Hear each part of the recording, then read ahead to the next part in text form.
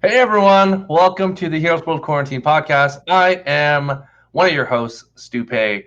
With me is one of the owners and proprietors of Heroes World, that be Mr. John Ho. Please say hello. What's going on, folks? And with us is one of the variants, one of the Lords of Mischief, not Lord Morpheus, Me. not Dream, maybe an incarnation of destruction, but that'd be Mr. Rob Goudet. Say hello. Hello, everybody. Welcome, everyone. Today we are going to give our thoughts and review on a little movie called Bullet Train. This movie came out just recently in the movie theater.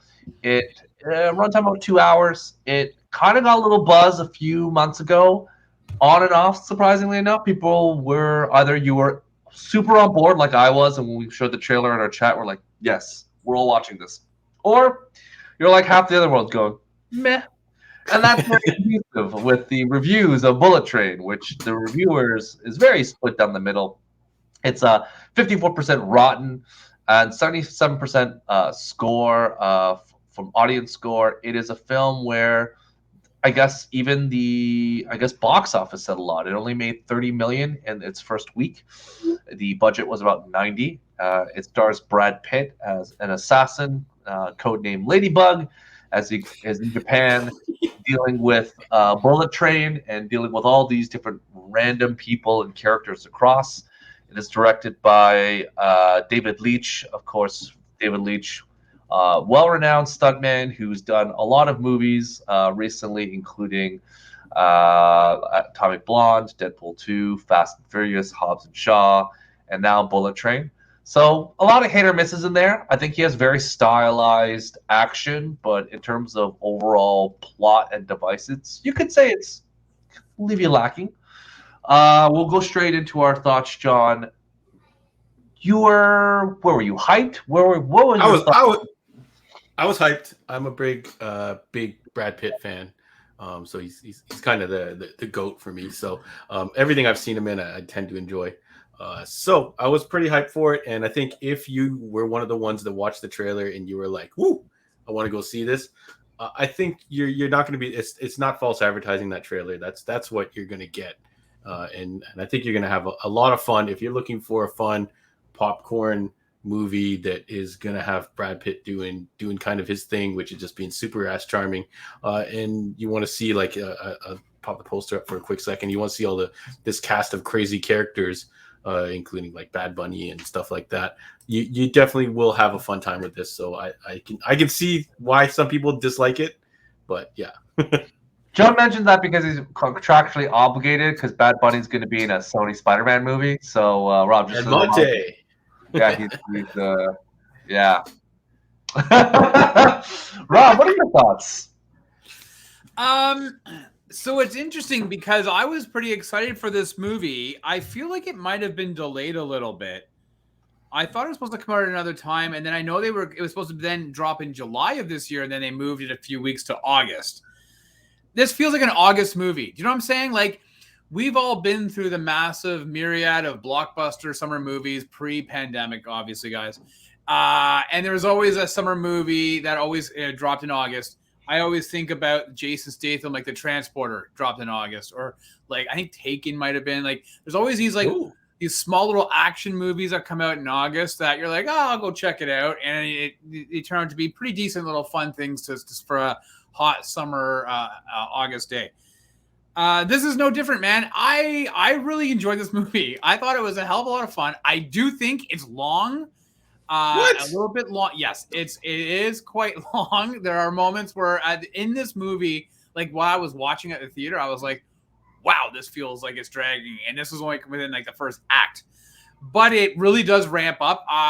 The characters really get me. I enjoy the banter between the two specific ones we'll talk about in a bit.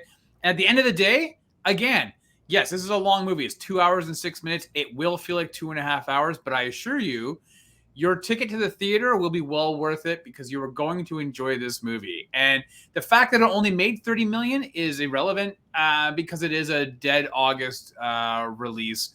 While there's nothing else really going on, most people don't go to the movie theaters in August anyways. So.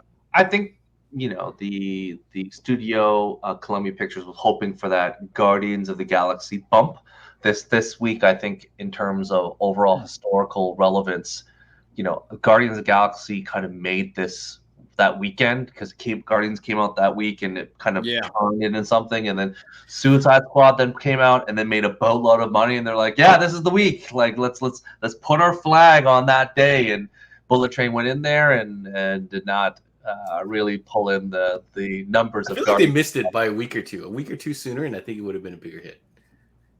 It's like, to your point, Rob, it's very stylized, but it felt like a Guy Ritchie wannabe. Exactly. Like, I can see that. Yeah, very lock, stock, snatch impression. Kind of feel. Like, there's a lot of like between the brothers of Tangerine and Lemon, Aaron Taylor Johnson and Brian Tyrese Henry, because you have to pick guys with 3. There's a lot of like this dialogue between the two of them are trying to do like a Snatch ripoff. Like they're like, I'm just waiting for something to happen. And then there's like a lot of little things where I'm just like, okay, like I get it. Brad Pitt, cool. I got the kind of the characters that are kind of interspliced. Like I thought it was kind of what Andre talked before about stunt casting. Like there were a lot of people in this film that had popped in. I'm like, did you really need to be in this film? Like it doesn't, like, it'd probably be better if it wasn't you. And we'll go in that spoiler, because I'm like, it just felt a little ridiculous that certain really well-known actors were in these parts. I'm like, it's kind of rather if it was a nobody, or someone like a character actor, because it just felt really weird. But again, it's all the director's all about relationships, so I'll leave it like that. They all phone in. They call their friends and help them out to keep the budgets down. Yeah, like work uncredited cameo and one day on the set is pretty much what it do. Stanford green screen will sort it out. John, what would you give this out of 10? Here it comes. Yeah. So the problem with this movie, Rob, how hard are we gonna throw this? I had expectations going into this one. Give it 9.5. So this one didn't shatter expectations. So it was just a fun. It was just a fun watch. So I'm gonna give it like 8 out of 10, and it gets a little bullshit. You're lowering it because you were gonna give it a 9. Was I gonna give it a 9? No, I was gonna give it an 8. It gets the bump because of Brad Pitt's charm. So, Rob. Yeah, I had a lot of fun with this movie, but it obviously still has a fair amount of bizarre shit that goes on. I'm actually, you know what? I'm going to give this movie, I'm going to give it an 8 as well. I was thinking like a 7.5, but I gotta tell you, like I'm going to buy this movie when it comes out, and I will rewatch it. Like it's one of those ones that I think I will just throw on. Because I think there's a lot to it that it's funny as fuck. So yeah, I'm. Rob, the correct answer is 7.5. It's like there's charm and there's moments, but it just kept on like things just dragged on, and there's choices that are made stylistically. And if you look back at our review of Prey, it's a short, tight film. And that they made very clear decisions to use imagery, and you talk about cinematography. They made decisions of like even the small things without dialogue mean something, and there's some gravitas to it. And this one is just noise after noise and segment after segment and like as much as it's non-stop. It's the feeling of the train. You just keep going. That whole thing was just ridiculous. I'm like, we're doing a 6-minute monologue thing with Bad Bunny, and I'm like, what is happening? Like, what?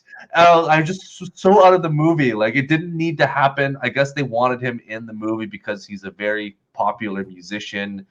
And stuff. Like number one. I've never heard. I don't know who this fucking guy is. When you've heard them. If we start rattling off songs, the you've 100% heard because them. it's tied to the stupid Spider movie. Yeah, but like I was like, at first I was like, oh, it must be like some cartoon character. I don't care. And the egregious thing, and the egregious thing, not spoiling anything, that give him the call sign the Wolf. No. There's only one wolf. You don't. Yeah, and it's Harvey Keitel. Yeah, you just don't do the wolf. It's like you can call him a zillion things, but the wolf. Yeah, I just sat there going, man, like. It could be 1,000. You can be the coyote. You can be like the what is it called the Spanish version? I don't even know what Spanish of wolf is, but do it something else. Don't call him just the wolf. It was just like I get it. It was yeah. I just felt like this movie at times was trying to be a little too cheeky, a little too smart for its own britches. So that's why I was like, yeah, that's why I had to give it a lower kind of, you know, rating because it was like, man, I wish, they did things. El Lobo is the wolf, so just call him El Lobo. Yeah. So, anyways, okay. We're gonna go into spoiler talk because we have to go into it because I just don't want to. Yeah, we got to go into. So those listening at home, spoiler abroad.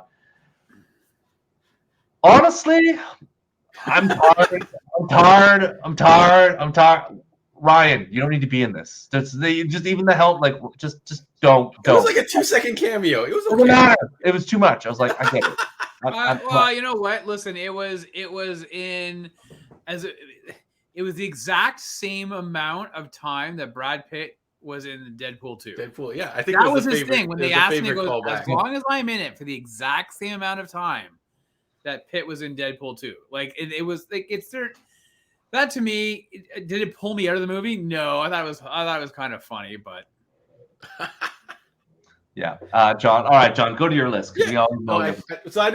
We did this kind of quickly, so I don't really have a list per se. But I would say this movie relies a lot on Brad Pitt's charm. So I think this character that he's created as this kind of like anti-peaceful John Wick or something like that was a funny take, and I think it worked throughout the movie. He didn't use any guns and things like that. And I really liked all the cameos from all these characters. But it does kind of come off as a wannabe Lock, Stock, or Snatch, or whatever you want to call it. With the banter, the whole Thomas the Tank Engine thing, like you're a Diesel. I think I don't remember if I sent Rob a message or whatever, calling him a Gordon or a Diesel or whatever. It would be funny. No, you didn't, Dick. But yeah, you're Gordon. You're a total Gordon. But I think you could see that this director has passion for these type of projects. Like Stu said, some of his stuff is not quite fully baked. Like Atomic Blonde, I think is like really close to being really good, but not quite there. Hobbs and Shaw, I didn't like it all. But this movie, my son Rob, loves that damn movie. Yeah. I might have to give it another try. And see if I can just. I blame his youthful vigor. That's it. He doesn't know anybody. That's it. He hasn't seen movies yet. Like he hasn't watched Kurt Russell be awesome yet in other Kurt Russell films. So I don't think he appreciates. I think maybe if Hobbs and Shaw was starring anyone other than The Rock and Jason Statham, they might have had a chance of making this director might have had a better chance at making it a better movie. And I think the fact that Brad Pitt is willing to take a punch in the face and lose a fight is what really works for this one here. So you can, I think, like Rob said, this is one of those ones that you'll be able to put on and just kind of have it for fun. You could start it halfway through. You could start it at a scene of the character you like the most, or just one of whatever scenes. Shout outs to the Sandra Bullock cameo at the end. So that was fun to see. But yeah, overall, we knew she was in it because she was pretty prominent during the promotion of this, like the trailers and shit.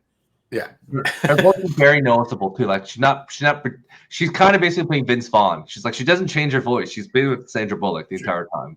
Yeah. So, no, it is. Rob, what are your thoughts? Yeah. So, like I said before, this is it. It's a bit long, but it's an interesting because I didn't initially take it as being a Guy Ritchie kind of knockoff movie. You know what? It was funny. I felt like we just recently on the Psychic Show we rewatched Drive, Nicholas Winding Refn's Drive, and his next movie was a Neon something or other, and Neon Demons.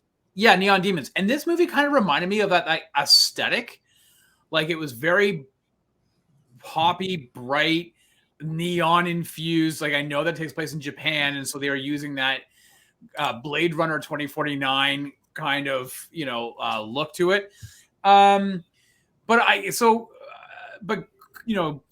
good call, guys, on the Guy Ritchie one.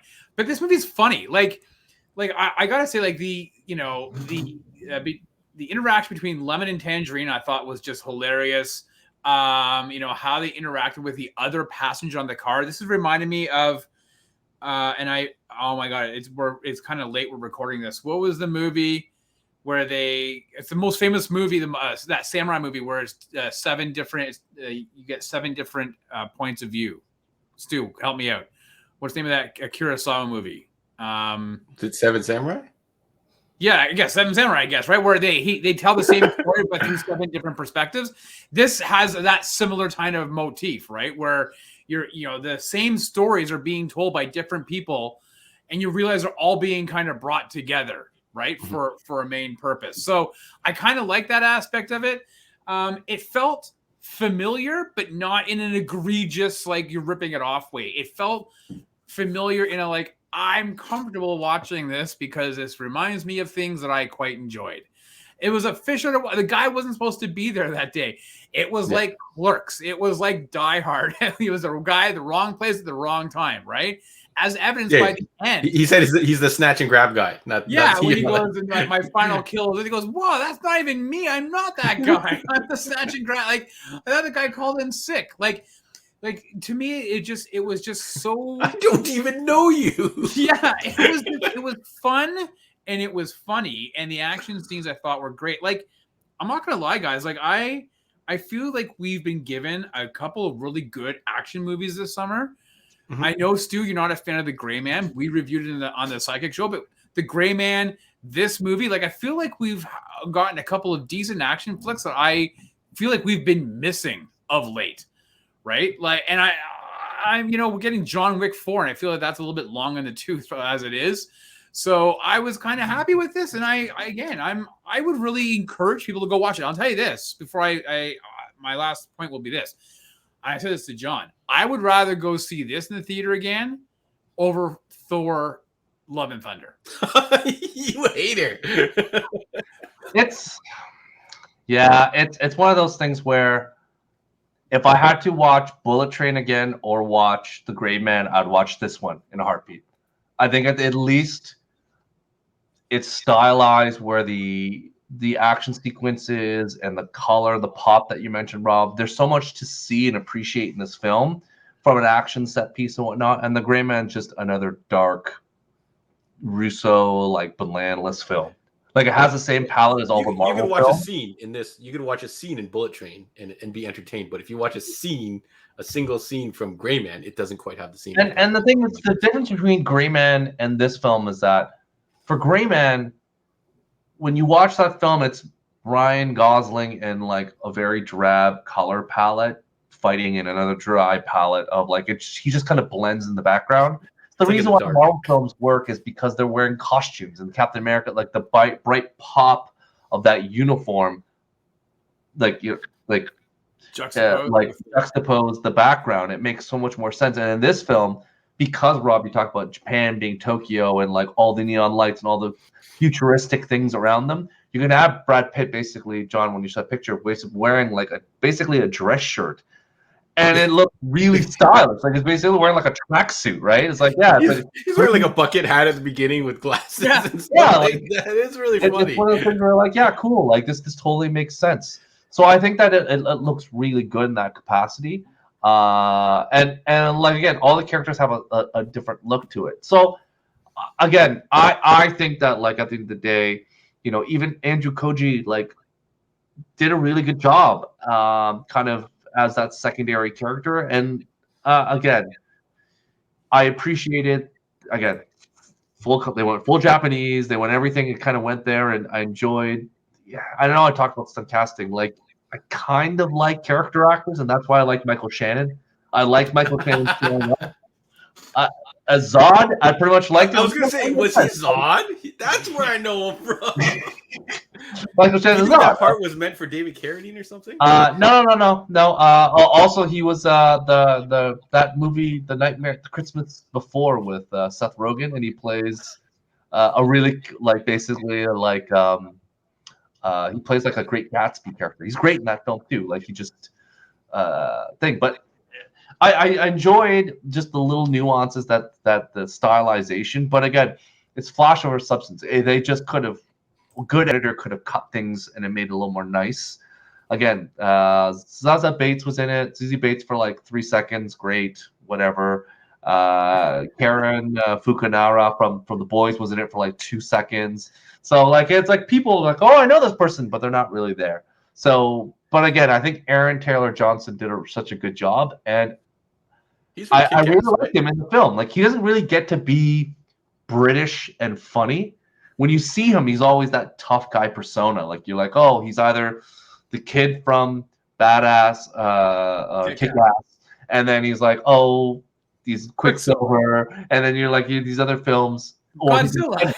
He's a Godzilla or Tenet. Like he's a military guy. To just be him in like a suit and just chatting it up, like it was nice to see him do that. And now I'm a little concerned about Kraven the Hunter. I'm like, oh, he's gonna go to accent. He's gonna be this. He's gonna be just running around fighting people. I'm like, oh boy, we're back to that again.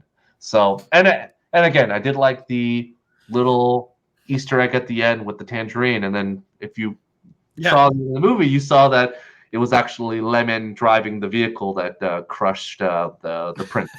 So there was a little it worked, but I'm like, did that have to be the second ending? I'm like, whatever. But yeah, I think, John, to your point, you needed the Brad Pitt character to be the exact opposite of John Wick. John Wick basically has no luck on his side and is always just like sad.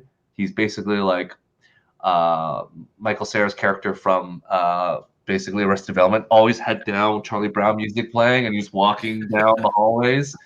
And for Brad Pitt to be that kind of happy-go-lucky, like, I'm going to do this little positive thing, and this is going to work for me. Like, it was just nice to see that type of different persona, because essentially this is a carbon copy of, like, all these films of what, 87 North Productions or 87 North Entertainment follow the same through line of John Wick, Atomic Blonde, Nobody, Bullet Train. I can imagine the ballerina is going to be all of this same, like this one person who happens to be a badass, and let's flip the personality around and what kind of badass that is, because we did Nobody and he was like a quiet nobody that was a badass and trying to lay low.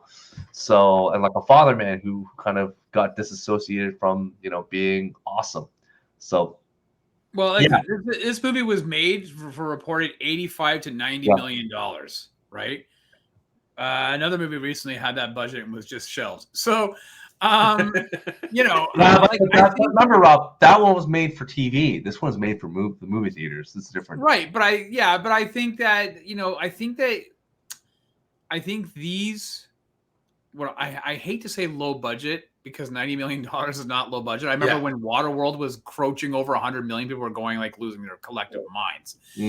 But I think these like relatively mid to low budget action movies, I think they deserve a place in our repertoire of things that we're going to watch, because they're a hell of a lot of fun and they're easy. And that's why things like The Transporter and the Taken movies and even John Wick, nobody could have expected John Wick to be the juggernaut that it is. It was just supposed to be this cool, really low budget little action movie that suddenly got legs and went off. So I'm glad that these type of movies exist, because again, you need to be able to throw something in, kind of, this will be on my rewatch list of more recent movies. So agreed. It's much more memorable, even at the bootleg jokes, than all of the Gray Man. Because as much as I still like the Gray Man, we like it a lot, man. Yeah, but a bottle of water had a storyline in this movie. So Rob, tell me. Yeah, good point. Yeah. Rob, so my thoughts. So you're saying that you'd watch if you had to rank the Gray Man or Bullet Train, which one's the one that is better? Oh, the better movie. That's a tough call for Rob. It is a tough call because I really like the espionage spy stuff. That's I love that genre, right, of movies. All the books, not all of them, but a good majority.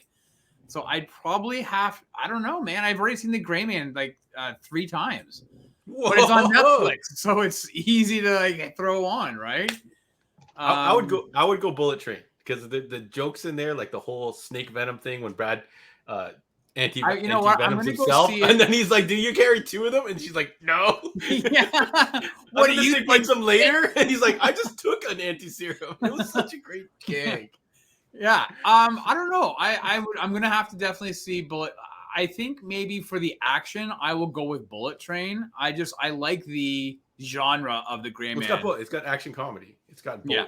Right? So I guess I go Bullet Train, but I do like the Gray Man genre a lot. Like I'm gonna actually pick up that book and read it.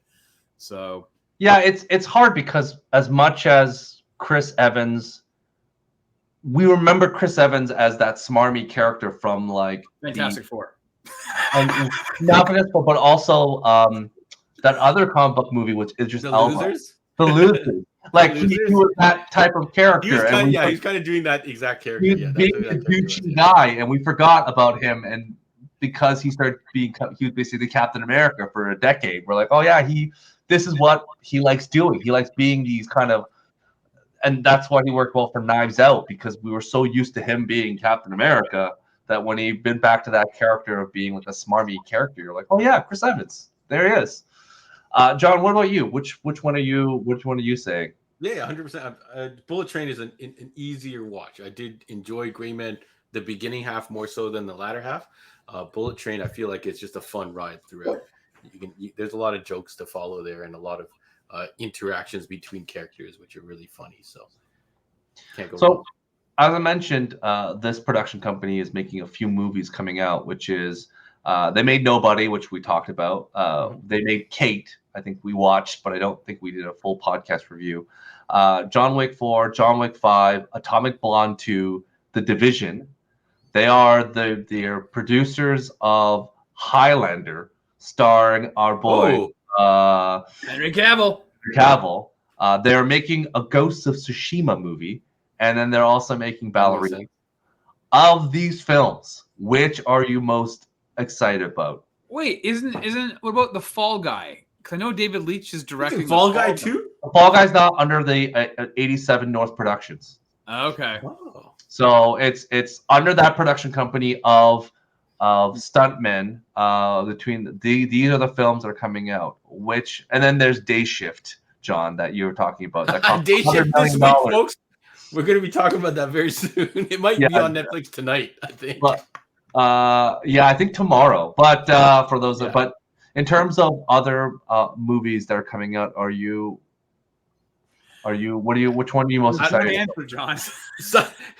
Sign me up for this new Highlander project with Henry Cavill. Like, that sounds fantastic. Highlander is a mythology that I think we all love. And maybe those old movies don't quite live up to what our memory of them are or what we feel that the concept is. I know, Stu, you're a big fan of the TV show. So maybe it can surpass that. But if they infuse this comedy action. Yeah. I forgot. I thought there was a misprint. David Leitch is directing Kung Fu. Even though there's a TV show, there's another Kung Fu movie.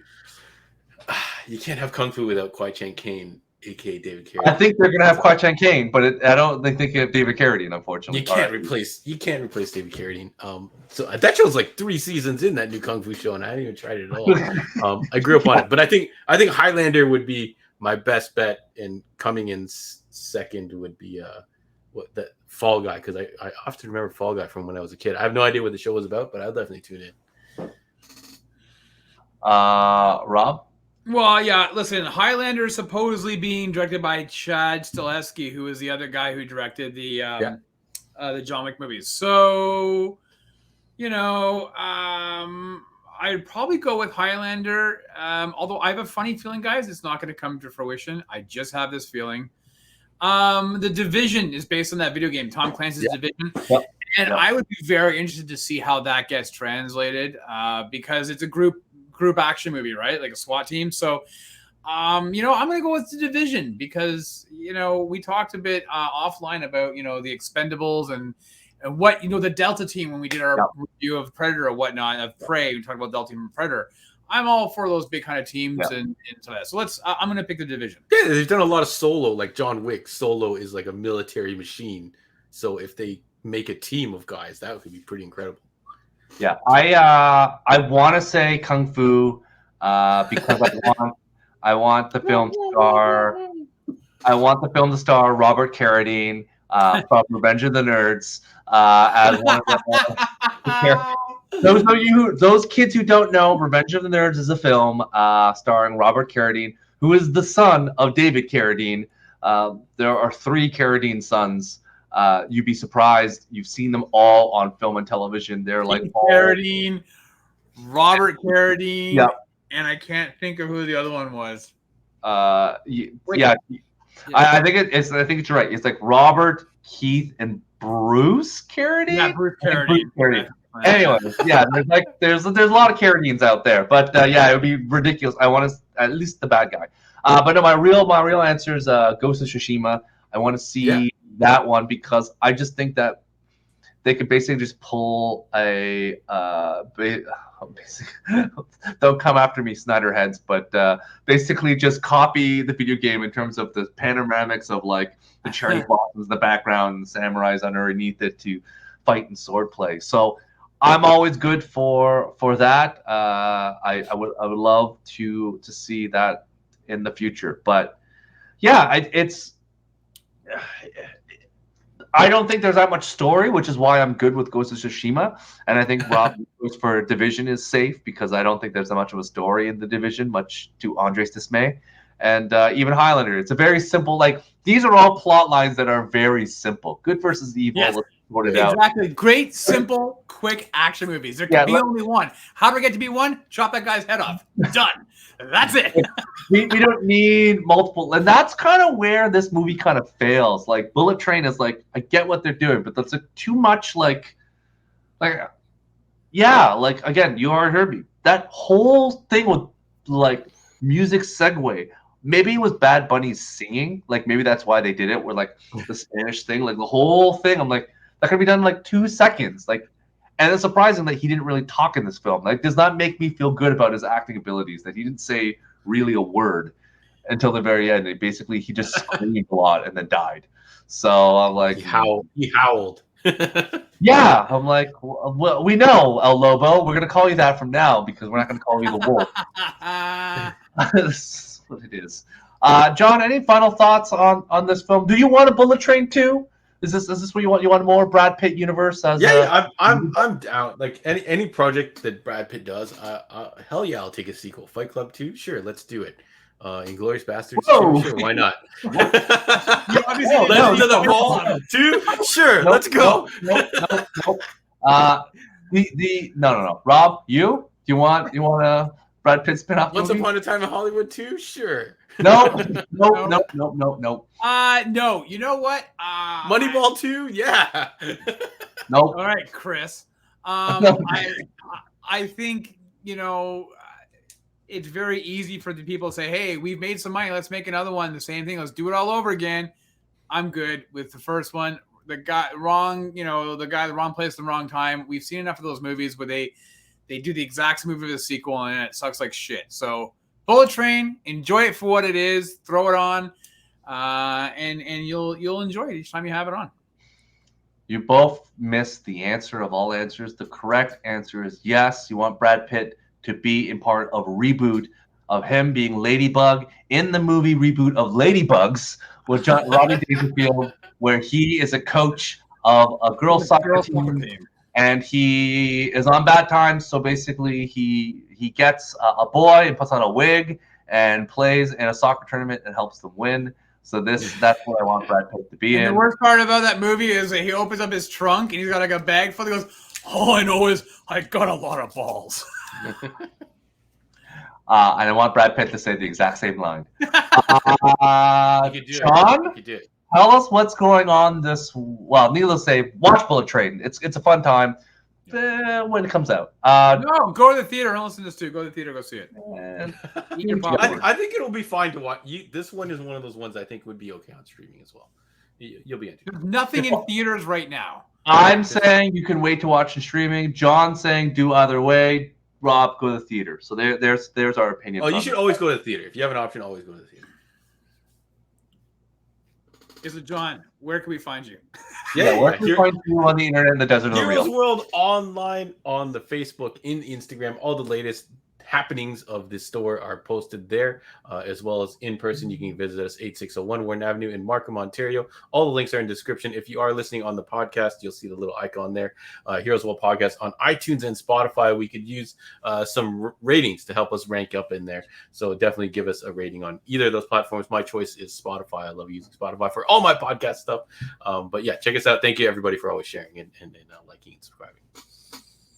Rob, what's going on? Yeah, so I'm not sure when this is going to be dropping. Yeah, good call. Whatever. Well, what's your back catalog? What's your favorite episode of Sidekicks that you say people should go back and watch? Yeah, so generally every Monday night live, 8:15 p.m. on YouTube, Facebook, and Twitch, you can catch John and I in the Sidekick Show, and we talk about everything and anything that's in the news that we may have missed, as well as what's new in the shop at Heroes World that John just mentioned, and where you can go there. And then we usually review a movie. Recently, we did our best, our picks for our summer movies, and so if you haven't had an opportunity, go over to the YouTube channel. And check out, that was from a few weeks ago. We picked our summer movies that we always would like to throw on. It reminds us of summertime. So definitely go and check that out. It was John, myself, and his brother Chris. So that is on the Heroes World Online YouTube page. Otherwise, you can join us every Monday, 8:15 p.m. live, YouTube, Facebook, and Twitch. Good call. For those who are in the Greater Toronto area, the CNE is upon us soon. So there, the summer is to an end. So we already know that's that. Wrap it up. Tuck in the summer. Yeah, I think as we wrap up, I just wish that Masaoka from Heroes fame just went to Brad Pitt and is like Peter Petrelli, and then Yeah. I know. It's like, you have a ticket? And he's like, pull a ticket. It's like Peter Petrelli. It's like, oh, that's not you. Yeah, that's you. Anyways, it's great. He had to dodge that guy the whole movie. It was such a good Save the cheerleader, save the world. Yeah. So I'm glad he got some shine, and then shout out also to Logan Lerman, who was Percy Jackson, who was in this film for like 3 minutes. I didn't realize it was him because he had all the tats and whatever. But good job. Good job by him. All right, everyone. Well, thank you for joining us today. Be safe out there. See you all later. Have a good one. Take care, guys. Peace.